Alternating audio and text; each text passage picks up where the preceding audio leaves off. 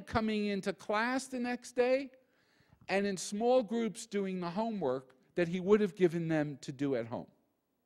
So play it again. The flip was, go home, watch the video of the lesson, then come back and do your homework in small groups and ask me questions as we do that. So do me a favor, just at your table, even with 3 or 4 people around your table, what do you think happened with learning, with process, and what do you think maybe were the objections to what he was doing from his principal, his headmaster, parents, kids, and the like? But just think out loud what that might be. I'll give you about 60 seconds to do that at your tables.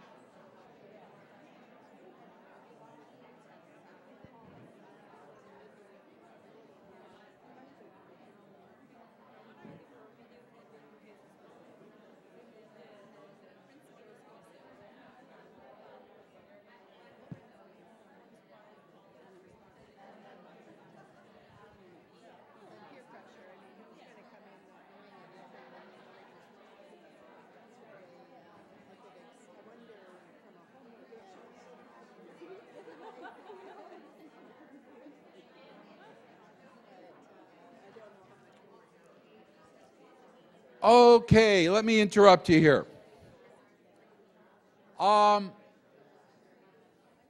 Before we talk about what might have been the positives, what do you think were the objections that were raised by other teachers, by the principal or headmaster?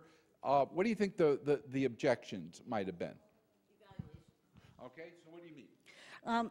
How would you assess for a child's report card when it's in a group?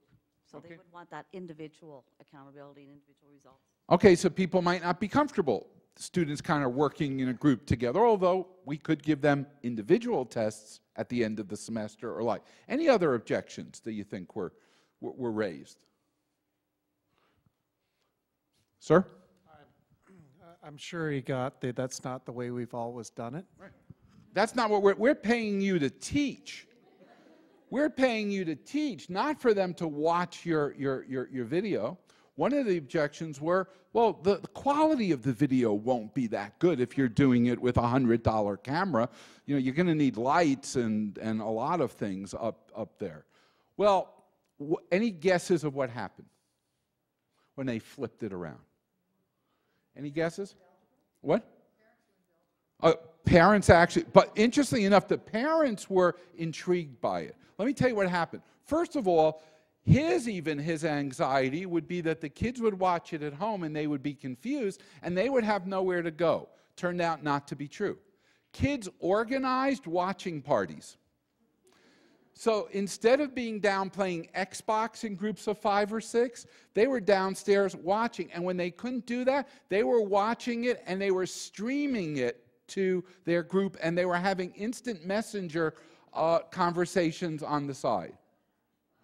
Okay, so intriguingly, there was more interaction around that, and they were self-resolving a lot of the problems. So then they came into class and they did their homework in class, in groups. What do you think the outcome of that was? More engaged. They went through the material deeper and faster, resolving their questions that were level 1 questions with each other, freeing him up to work with the kids who really weren't getting it. So 3 outcomes were, they got through a semester of material in about 70% of the time. The pass rate went way up during that process, and the student satisfaction went soaring until the school board heard about it. And the school board said, but that's not how our schools are organized. And his answer was, what did I do wrong? because all he did was flip it. It was, by the way, they used the same test in the end. It was the same curriculum. What he flipped were the assumptions of location, of sequence, and of process. Now, Dan wrote about it. I wrote about it. One of our articles showed up in a business newspaper in London. It went viral. There's a whole group of faculty at McGill that took it, and they've experimented with it in a program. And we've probably found in about the last 7 months, we've had about 10,000 experiments going on with FLIP. Now, we haven't written a manual for doing it. We haven't been running train-the-trainer workshops. We haven't licensed it to anyone. We took a simple idea of what if you literally flipped the process. And so you put the knowledge as homework and the in-class as project-based activities. And we have found some incredible outcomes during that process. So then the interesting question is why? Why? What's true about right now? What's true about 2011 that makes this interesting or makes it effective? Anyone got a hunch? What's going on now in our world that makes this intriguing? First of all, in our own lives, we're doing some social networking, whatever that means. I mean, for some people, that might be going on Facebook. For my mother-in-law, it might be tracking the diseases of her 11 friends, okay?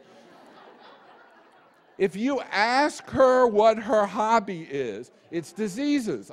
I hate to say it, when one of her friends gets an unknown disease, she is more excited than I've ever seen her. She opens up a new bulletin board and the like. You know, but the biggest mistake we could make is to cartoon social networking as Facebook, because that's one element of it. But in fact, it is something that's not new. It's something that we have done throughout the ages in that sense.